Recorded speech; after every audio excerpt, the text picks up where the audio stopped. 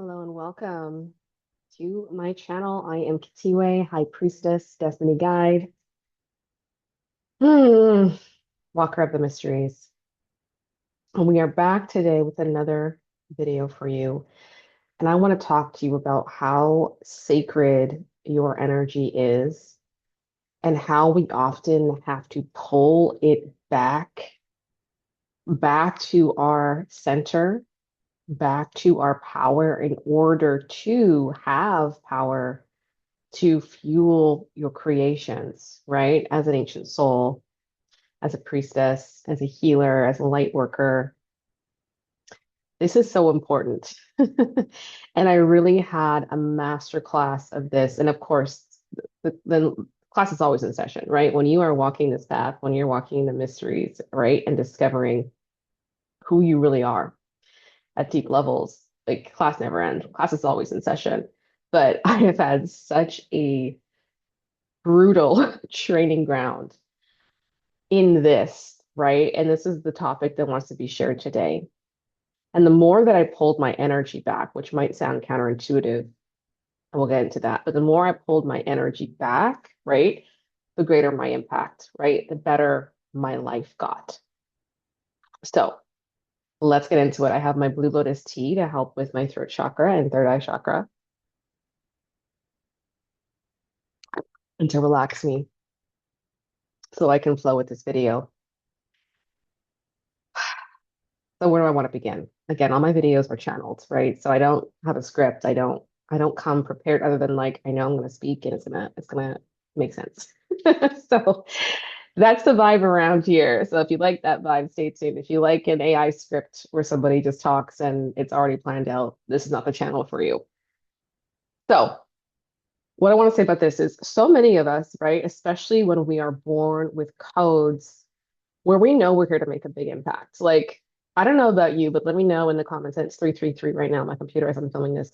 Let me know in the comments if you knew or know or have always known that you had a huge impact to make on this planet at this time, right? Even when you were born, even when you were very little and like there was no validity to it, right? Like there was no evidence that that was so.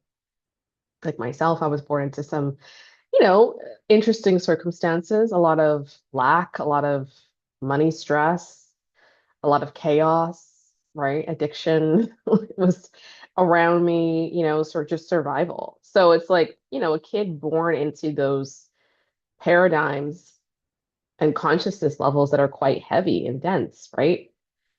Who am I to think that I have a big mission, but I always knew, right? So if you're watching this channel, you probably are one of those people. And so here's the thing. We often are like, well, I have this big mission, right? I'm here to like do so much and give so much. And so we kind of just operate from that from day one.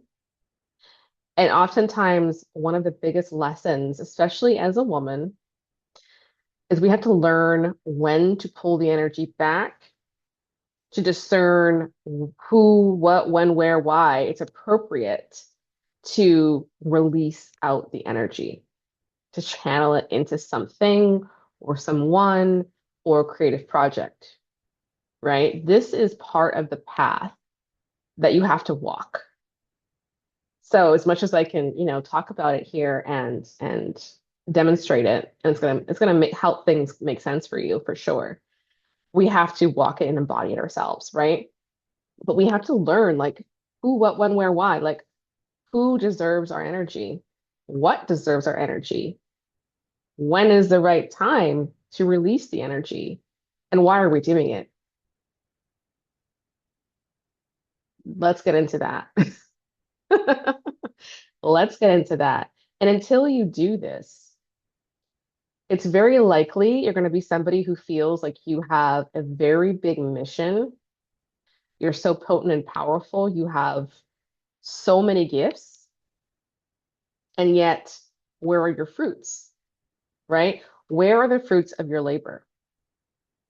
Why are things not clicking in the physical for you, right? Why are you not traveling to sacred sites like you know you should be? Why are you not opening the retreat center? Why are you not hosting retreats? Why are you not doing your medicine work? Why are you not doing the breathwork sections you know you're here to like do? Why are you not making money? Why are you not receiving in some capacities that your life gets to be good and you get to be nourished and well looked after as you're serving? Why are your projects? Why is your book unwritten? Why is your YouTube channel not started? Why, all of these things, like you can be like, well, I'm so talented. I'm so powerful. I know I have these codes. I know I was born to do all of these amazing things and I have these, visions of this life and this knowing and this calling and the signs are signing, but the 3D is not reflecting all of that, right? This is often one of those components as to why not. Because your energy is leaking. Your energy is leaking everywhere but where it needs to be. And that's why you can't get the momentum going that you need to. And Lord knows I'm speaking from experience. And I only speak from experience for the most part, 99% of the time, because I walk an embodied path. And so when I say this, I say it with love and compassion and like, girl, I've been there. Girl, I've been there.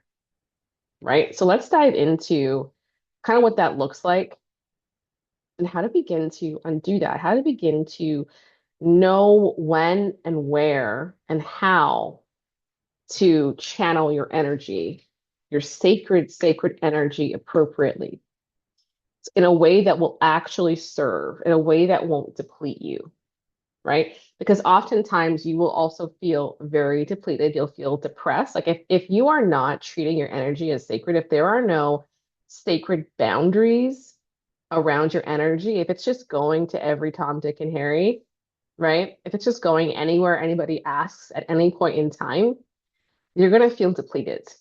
You're going to feel run down. You're not going to have as many ideas dropping in for your own projects as there should be, right? You're going to feel depressed probably or like stuck. Like, why are things not progressing? I'm on a loop here,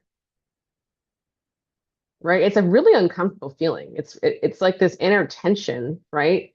That doesn't go away because you know that there's things you're supposed to be doing, but you don't have the energy or the inspiration or that oomph to get it done. Yeah, because everybody else and everyone else and everything else has your time, energy, attention. And so, number one, you are not fully realizing at every level how sacred your energy is. Because if you did know that, if you did realize that, you would have safeguards around it, right? It's like, again, like a mine. You have a gold mine. Pretend your energy is this gold mine, which it is, really, has rubies and jewels. Why is there no fence around it, right? If you owned a gold mine with all these valuable assets in it that everybody wants, would you not have security guards? Would you not have a mile-high fence? You would. You'd be stupid not to. You'd be like, hello, the bad guys are going to come and try to take some stuff from me. Yeah. That's what's happening to you right now. They're coming into the mine and extracting what they can from you. And it's not always just bad guys. That's kind of the obvious trope and connection, right? But it's people who just need something from you or know that you'll give it to them. And maybe it's unconscious, maybe it's conscious, maybe it's both. Maybe it is malicious, and we can get into that perhaps. Let's see how this video unfolds. So first and foremost, you have to understand how sacred that energy is. And I have another video that I did a couple weeks back around Isis and the golden scorpion womb. So I will link that video below for you to watch because it expands upon this topic, especially for women, right? The womb space and how I experienced an activation and a protection over that space. But this video is going to touch more about in general, right? In general, how to treat your energy as sacred, how to understand that, and the boundaries required. So go watch, you can go watch that later after this video is over, but I'll pop that below. But it just feels like connected here. So first and foremost, you have to understand how sacred and precious your energy is. And if you're not consciously aware of that yet, understand that people, like you're somebody that people come to, right? Like really think about that in your life. You're somebody that people come to. whether it maybe you are a healer, maybe you're doing it professionally or on the side, and people are like, hey, I need advice about this. Hey, can you read my energy? Hey, can you pull a card for me? Hey, can you channel this? Hey, can you contact, my dead grandma? You likely already have spiritual gifts or coaching abilities or something that you are using in your life with friends, family, coworkers, or maybe you already have a business. People are coming to you for this gift. So if that wasn't valuable, if your gifts, like spiritual gifts alone, right? If your spiritual gifts alone weren't valuable, people would not be coming to you, right? So the very fact that you have people that are asking you for your help, even if they're not paying you, right? That denotes value. So if you're not already seeing that for yourself right now, feel into that, acknowledge that. That's valuable, or people wouldn't want it. People don't want what isn't valuable to them, right? Let that sink in. Let that sink in. Also, like emotional labor. Maybe you're the friend that everybody calls. You're the person that everyone knows, hey, if I'm having a bad day, let me go call her up because she's going to say the right thing. She's going to comfort me. Or I can just cry in her presence and it feels really good. I can get a nice warm hug. That's value. That's value, right? People don't realize it because again, you're so in it, like you're so in your own juiciness, your own goodness, your own light that it's so normalized to you that you don't even know how valuable you are. Or, and this is, perhaps another topic, you've been actively told your whole life how unvaluable you are, even though they knew how valuable you were, right? It was a complete psyop. So we can absolutely have both, excuse me, have throat chakra activating. We can absolutely have both energies going. And likely you do, because I certainly did, right? So that's just one aspect. And of course, with men, right? I had the biggest initiation for the last full year that I have just moved through the portal of around valuing my energy, valuing my time. And this came through in a multitude of ways, and I can probably only cover a couple of them, right? But I was in an active spiritual training ground to show me, to reflect back to me my power and also show me the spaces where I was not seeing it for myself, where I was not honoring it for myself, where I was not loving myself enough to know how sacred I am.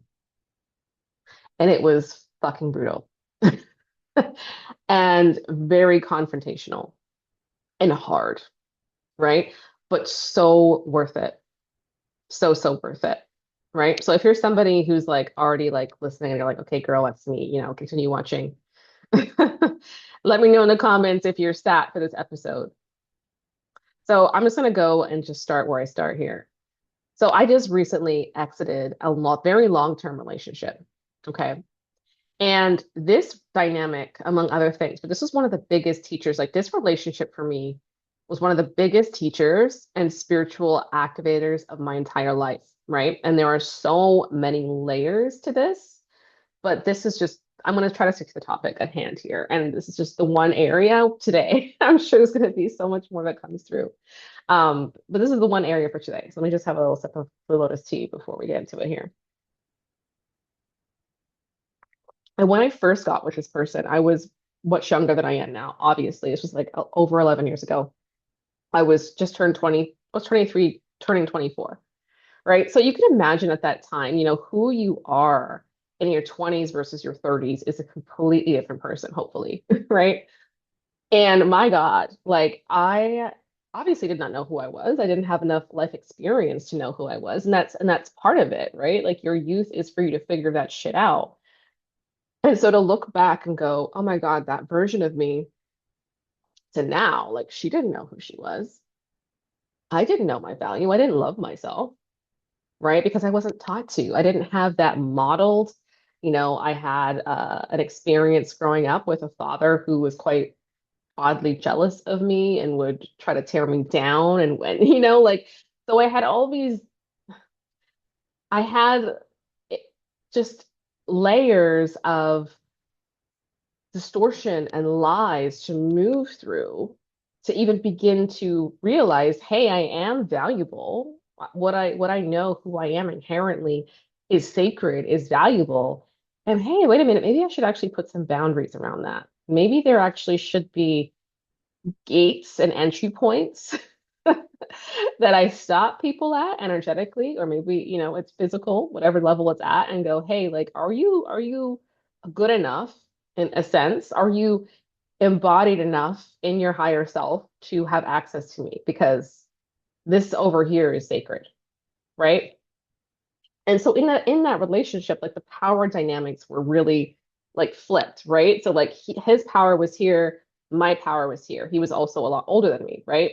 So there's that. So it's like it already was stacked, right? And again, looking at it as an oversoul from an oversoul perspective, right? Of like, I know, as annoying as it is to admit to myself, I know that I signed up for this relationship, right? Like I know that I, before I was born, was like, hey, I'm gonna have this relationship to activate me spiritually, to initiate me into priestessdom, to become a high priestess, to, turn on my magic, my abilities, my self-love, like all of it through working through the shadow of this relationship, right? The shadow within myself and the shadow in this person. This was always divinely set up and aligned, this booby trap that I walked into, right? And sometimes it's hard to be like, I did this to my damn self, but I did, right? So I see it from that perspective. And I also can be human about it and have my moments of like, what the actual F was that, right? Like that's it's all allowed. But I just want to be very clear. I'm very aware of how this was set up from before I was born for my benefit, right? It's like an escape room. Like you're like, I'm going to sign up for this escape room, fully knowing I'm going to have these challenges to escape it and exit it. And once I do, I'm better for it, right? Once I do, I'm more powerful. I'm more confident. I'm more assured. I've learned some things, right? So I'm just setting the scene in that way, just to be very clear. Now, it doesn't mean that people are not responsible for their behaviors and actions, right? Like that's also not a thing. But we hold multiple realities and multiple viewpoints and multiple truths and higher truths and lower truths at the same time here because I am a Gemini as well. So we hold everything all at once. We're very multidimensional up in this B, right? So let's be clear on that.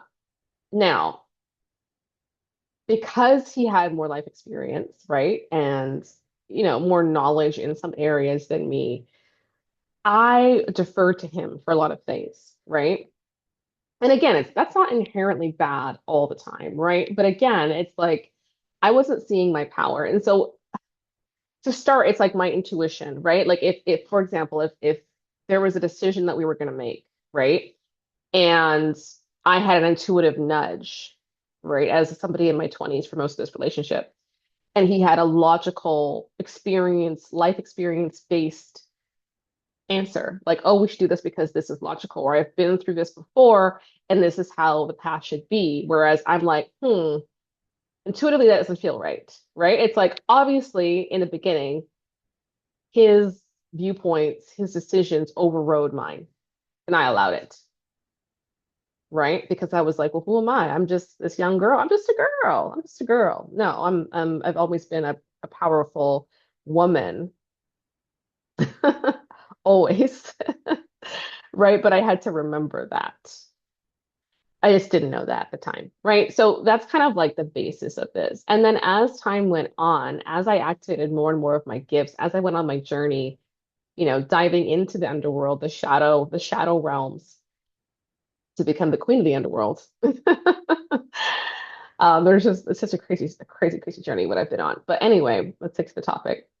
As I went on that journey and more my spiritual gifts came online, and I began helping more and more people, and I began to live my life from this higher perspective, right? I began to trust what my third eye was seeing, what my body was reacting to, even more so than what I was seeing with my eyes, right? When that switch occurred, and this was a process, but when that switch occurred, when I began to trust in myself and my body as a divining rod, right, to all that is, to Mother, Father, God, when that switch happened, I could no longer just stand idly by and go, okay, you take the wheel if I knew things were not kosher, even though we had this life experience and this 3D viewpoint, right? And so there began to be this energetic tension. Now, it wasn't that I was, bashing him over the head with my divine truths, but I would say stuff, right? I would be like, hey, this is coming through. And 99.9% of the time, it would get smushed, right? Like it doesn't, no, that's not valid. That's cuckoo, you know, oh, silly little girl, like that kind of energy, right? Which, of course, mirrored how I felt growing up with my father. Duh, we always end up recreating our fathers in our lives until we do this deep work. Side note. So if you find yourself in those situations, there's work to do around that.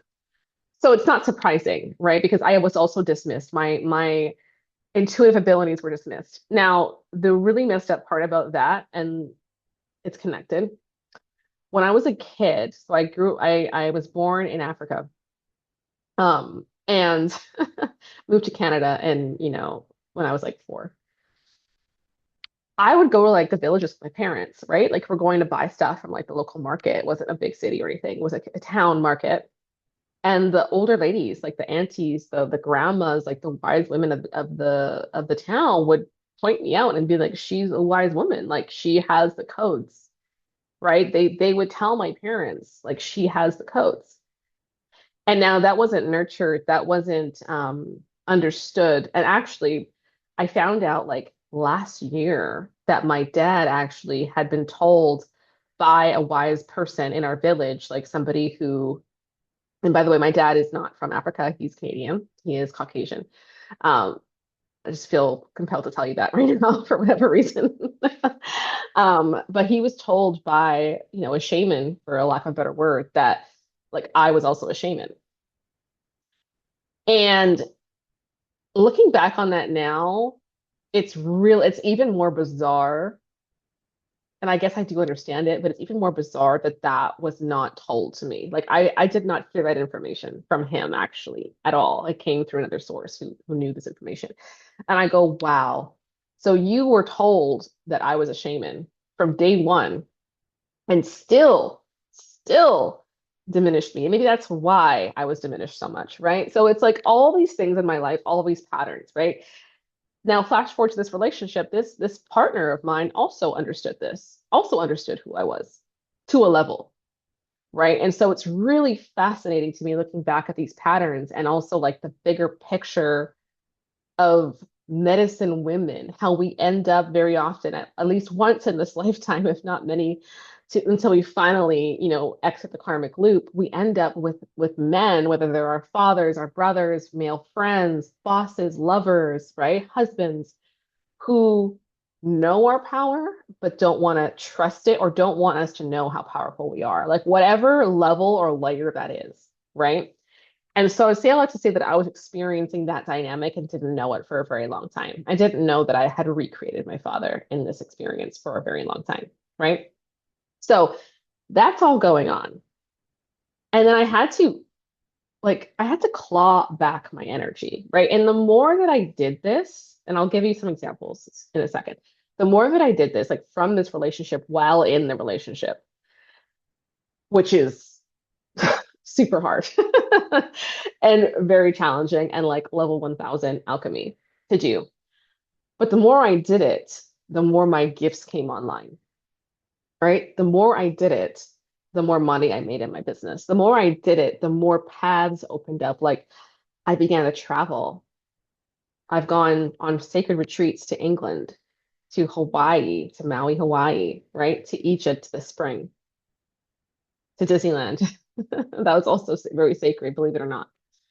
Right? Like all these, I've just met these incredible people. It's like my world completely opened up. The more I pulled my power back from a space and a place and a person that I was beginning to be shown was not aligned with my vision.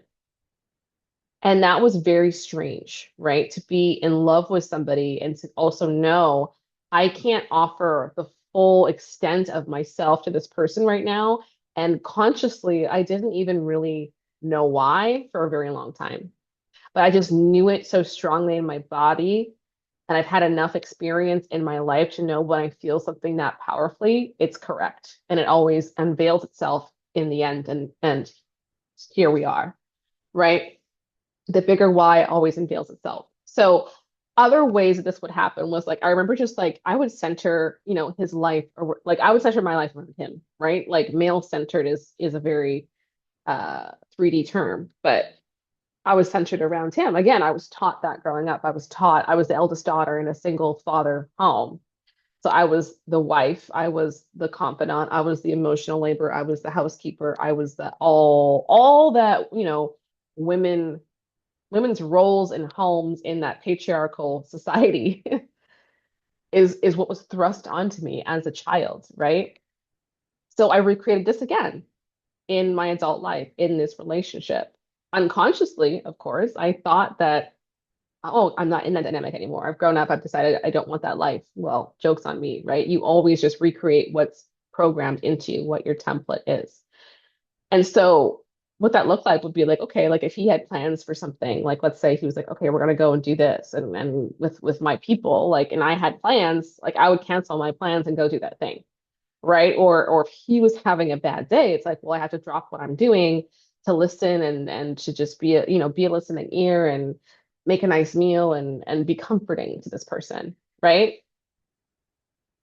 Very like to an imbalanced degree. Obviously, in a healthy relationship dynamic where you're both sovereign entering these containers, where you're both consciously entering relationships, right? There's give and take, and there's good days and bad days for everyone. But I'm just talking about a pattern where I was just consistently not serving self. I was consistently pouring out of myself all my light, all my joy, all my energy, even spiritual stuff. I would do all kinds of like healing rituals on him.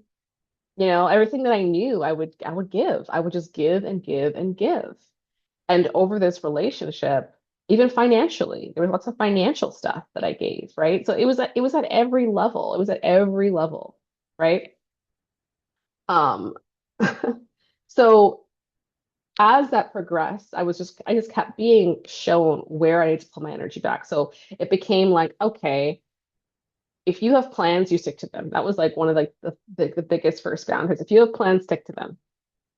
So if a girlfriend was like, hey, we're going out for brunch on Monday or Sunday, and then he came along and was like, hey, I want to do this on Sunday, like that meant not canceling the brunch plans that I already had, right? If he wanted to watch a TV show and I genuinely wasn't interested, that meant me doing what I was interested in, like me going and having a bath or reading or, doing something that was for me, like really centering myself while in a relationship, which again was super hard to do, right? Pulling back all of that emotional labor that I was doing, making sure that I was good first and foremost. Because I remember like being so, and again, this was just bred into me, being so hyper vigilant, reading the room, reading a man's emotional state.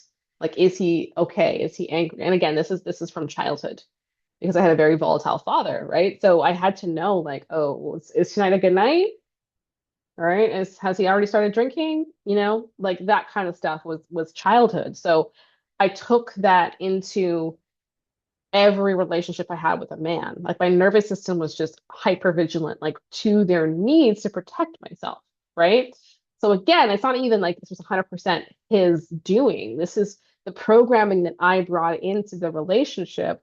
And his programming was obviously a match to my programming because that's how it works. Like you don't align with anybody who you're not a match to, in a sense, right? Like your issues match. Your trauma is a match, right? So he was somebody who was used to receiving a lot from the feminine, right? Consciously, unconsciously from the feminine. And I was used to giving a lot, right? So that to men. So that's how that works, right? I had a massive father wound, he had a massive mother wound. We're a match. And again, there's so many diversions that this could take. But that's just one example, right? I also had to learn to like actually live my life because there were a lot of promises made to me in this relationship that went unfulfilled. And at some point I had to like have an honest conversation with myself, like a lot of like future faking, like we're gonna do this one day, And like the one day never came. Like again, this was a very long-term relationship. This was not like a 6 month, year-long thing where I wasn't giving, seeds the time to grow in an appropriate manner. No, right? I waited a very long time, and a lot of seeds that were supposedly planted never came to be. And so I had to have this conversation with myself of like, am I going to just start living my life? Like, I can't keep banking on somebody else outside of me to give me the life that I want, right? Because again, this person promised a lot of things and knew what I wanted, right? And so, and that was part of the pathology. And so it's like, I realized that I had to start living, and I couldn't wait for anybody else to live for me or to give me a life, right? And so that's when I really began to make my own plans, right? That's also part of centering myself within this relationship, which meant solo travel, which was like wild for me and like kind of scary. But I knew that it was right. Like, I'm like, well, if this person's not going to take me to where the promises have been made, and we are how many years into this, like I gotta go I gotta go do this thing. I gotta go travel here, this is part of my life's path. I wasn't just making that up or telling you something that I pulled out of the clouds in the sky one day. No, these are things that I have to do. And so I began to do them, right?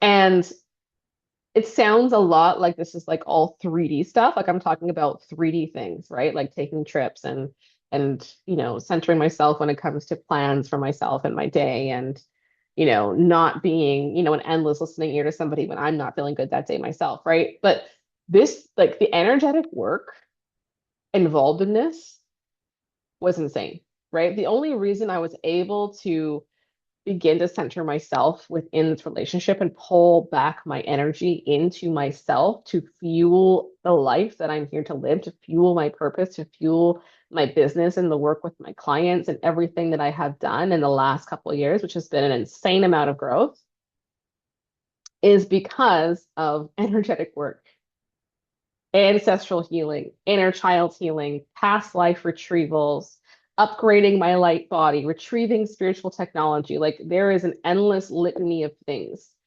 that I have done. And the energy work components always came first before I could lock it into the physical. Like it trickles down, especially if you are a divine feminine woman, like it trickles down from the higher dimensional realms. And the last place typically is the 3D where it will lock into this reality, right? So I didn't just go, okay, I'm going to do this, this, and this, and I did it. No, I was like, oh, I know this needs to change. Energy would come up for me to transmute and alchemize. Stuff around my father would come up to heal, right? A lot of the time. It's just freaking endless. Men in general, other things, just where I was just a people pleaser. Like I was just a people pleaser in general.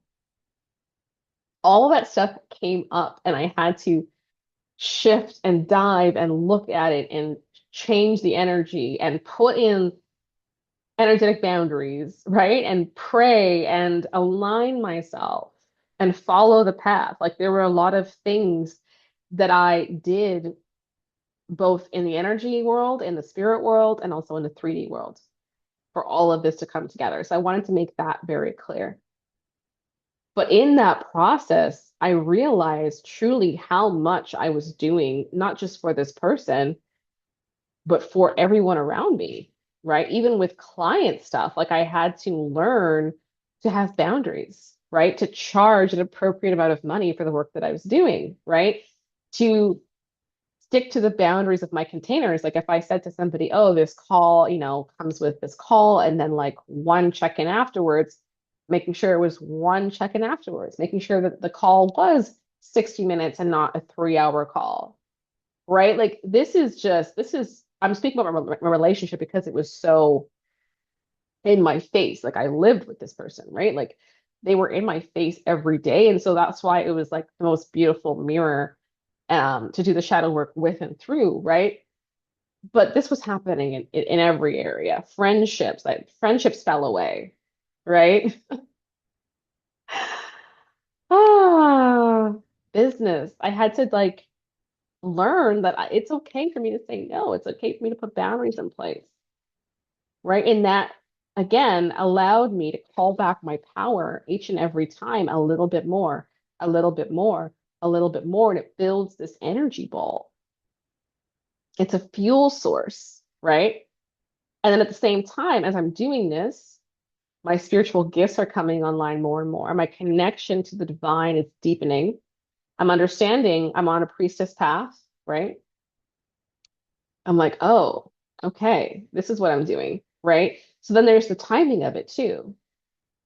Understanding that just because you have all this new energy coming in, these creative ideas are now beginning to flow. I'm getting insights and visions of things to come, feelings that things are about to happen on the corner. It's like also connecting into the timing of it, right? Because it isn't just about, okay, I have all this energy, let me just blast it all at once into this project or this project or this project or force things to happen. Things also have their timing and a rhythm, right? And so it was like aligning myself with that rhythm, with that natural organic rhythm and cycle and creation process to know now is the time to do this. Now is the time to go to Egypt. Now is the time to go, to, I almost said Greece, I guess it's coming next. I've been feeling Greece for a bit. Now is the time to go to Maui. Now is the time to launch this offer. Now is the time to get serious about your YouTube channel, right? Now is the time to leave this relationship because there were many, many years where I was praying, I'm like, is this my person long term? Because there are things that I'm seeing that are not aligned with what I know, the person I grow old with is doing or being, right? And I give so like that's been my thing. Like God has been showing me how much grace I gave, not just to that person, but to everyone to an unhealthy degree, right? Where I was abandoning myself, where I was not knowing how sacred I am. I was not treating myself as such. And I was like, endless chances, endless grace, endless time to figure shit out. And so my lesson, and I'm sure your lesson in part, is to know when enough's enough, when you've extended too much grace, when you've given too many chances, and when it's time to go, you know what, where this doesn't work for me, this is not it. Whether that's a relationship romantically, whether that's a business partnership, whether that's a relationship with the workout you're doing that isn't working for you, a diet, whether it's, a client, this can appear in many, many ways. The lessons appear in many, many ways, small and big, right? But it's so important for you to be aware of your energy because your energy is your currency. This is how you create in this 3D. And we're so used to money being the currency, right? We're conditioned in this society that money is the currency, money gets things done.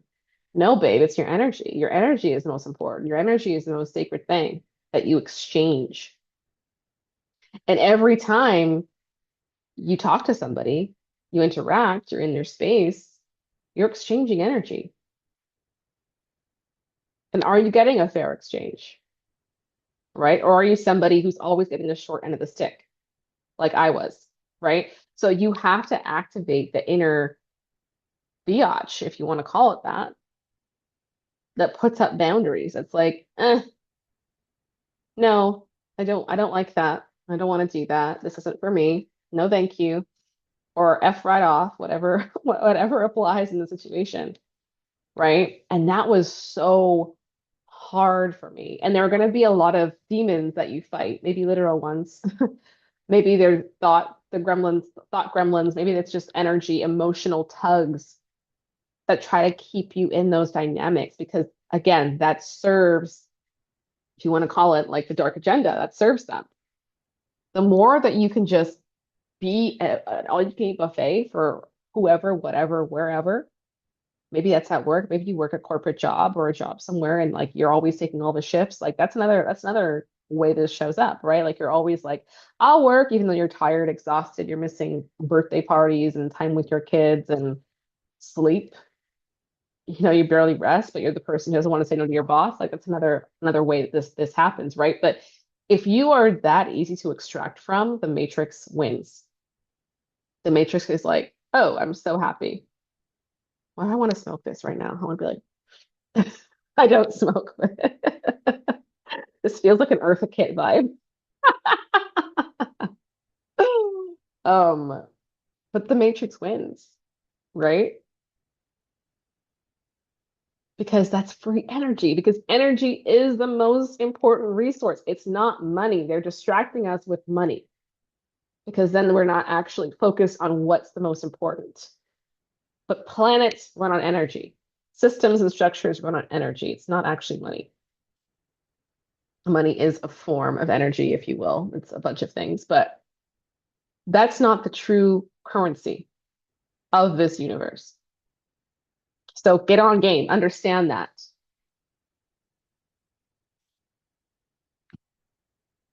And that's when you begin to really see momentum happen in your life. And this took like obviously this was like the entire relationship, a bunch of things unfolded, and I had to separate myself because like I was enmeshed energetically with this person. Um, so there was a lot of energetic work of like pulling back power, cutting cords, like all kinds of things in the relationship, and of course post. But because I had to see, like I had to be sovereign to see if this was really for me, right? It's like if this relationship is really for me, I can be sovereign at every level, right? And energetically, emotionally, spiritually, mentally, financially, physically, and this person will still be in my life. But if I become sovereign, and of course, this is a moving target, right? But if I become sovereign, if I land more in my sovereignty now, and this person continuously moves away or acts weirder and weirder, then that's not my person, right? Then that was just a trauma bond. That was a karmic connection, right? So I had to do this work in that relationship to understand what it was because I couldn't see it because I was literally so enmeshed in this person because that was the dynamic that I'm used to, that I grew up with was enmeshment. It wasn't love in the highest, truest form. So I did love this person, right? I'm not going to say I didn't, but at the consciousness level that I'm at now, I know that that was more trauma bond, right? We were just in survival mode together. That's what it was. It was a karmic connection. So I could activate my power, so I could become the woman I meant to be. And that didn't become clear until very close to the end, right? So it has been a journey, but I want you to take away from this video, like, first of all, like, where, as you're watching, like, what areas came up in your life? Like, what areas coming up into your mind right now that you need to pull back your energy from? Or what projects are sitting on the shelf that you could be like creating, right? And again, with timing, like it isn't an issue of it's not the right time. It's an issue of I don't have the energy. I don't have the you know that ball of energy isn't moving me forward. Like that's the issue here, right? Because sometimes there are timing things. But if you know that isn't the case, then you're just like, I just know I could be working on this. I could be bringing this to life, and it's not happening. I'm not doing it. Like, what is that? And really begin to ask yourself, ask your soul, ask your higher self, like, what can I do? Where do I need to pull my energy back from to do this? And there will be, again, there's many areas. If you're somebody who chronically is overgiving, who is energetically so open and siphonable, like this is going to be likely a layered task. For me, it was, there were so many layers to this. Okay. So don't expect that it's like, oh, one thing solves the whole problem. Everything, the timeline completely collapses because I had one, insight. Probably not, though it can happen, but probably not. Right? So don't be surprised if it doesn't collapse the whole timeline. But what's coming to mind? And if you feel daring enough, write it in the comments. What needs to be created and what needs to be released to give you the energy to create it? This is a very important question. And until this process is done to a significant enough level, you're going to see yourself continually loop around and not progress down your path as fast and as bold and as robust as you could be. And it's certainly not an easy journey, right? And again, like I was about to say earlier, one of the biggest pieces for me energetically was guilt, right? Guilt is such a low frequency and it's such a great tool of the matrix, right? To keep you connected to a lower timeline because I felt obligated to be of service to this person. Because again, that was childhood conditioning. I felt so guilty. Felt so guilty if I didn't appease my father. I felt so guilty if I didn't give him what he wanted. If I didn't behave the way he wanted me. If I didn't just say, "Yes, sir, here it is. What do you need from me? What else can I do? Can I jump in place?" Right? It took me years. It took me years to dissolve the guilt from my father specifically. And then I started feeling it as the end was nearing with this connection. And I was like, oh, here we go again. The guilt, right? Oh my God, I felt so guilty.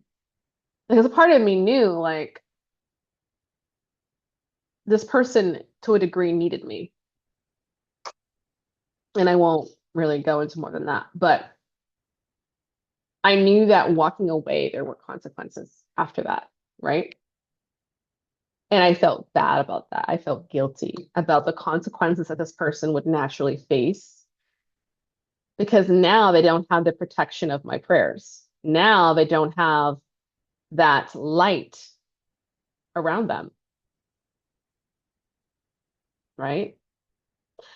Which is a good thing because it means that that can finally be faced, right? In a way, I was blocking them from having the experience of facing themselves fully because I was kind of like this filter, this like diffuser of energy for them. And that wasn't serving their highest and best good. And it wasn't serving my highest and best good either. Right. But I had to work through so much guilt. And it was like buried in my childhood, ancestrally, past life. Like I'm talking so many tethers and connections. But again, this process is so important and so worth it. And the work that you are here to create and birth and express into the world requires it of you. The people who you're meant to help through whatever means need this of you, and you need this of you, right? Like this is important for your own happiness, your own well-being. Like I gained so much weight in this relationship. Like I'm still like depuffing myself. Like my skin looks good, but I had like a crazy breakout, really like after leaving. Like I'm like detoxing. I'm detoxing this dynamic, right? Like just physically, energetically. And like there was such a weight on my nervous system every single day. Like it was taxing. So there are so many personal reasons just alone why this shift needs to occur. But I'm going to leave it there for now. So let me know how this resonated. If you like this video, please give me a like. Please subscribe. I'm building this channel up. It would really mean a lot to me for you to, just show some support, share it with somebody who you also know would like this content. And I'm coming back with more. So every week, my intention is to upload here. I'm not going to give you a date because I don't work like that. But once a week, there's content coming. So tune in. Let me know how this rolled off your back, and I will talk to you soon. Cheers.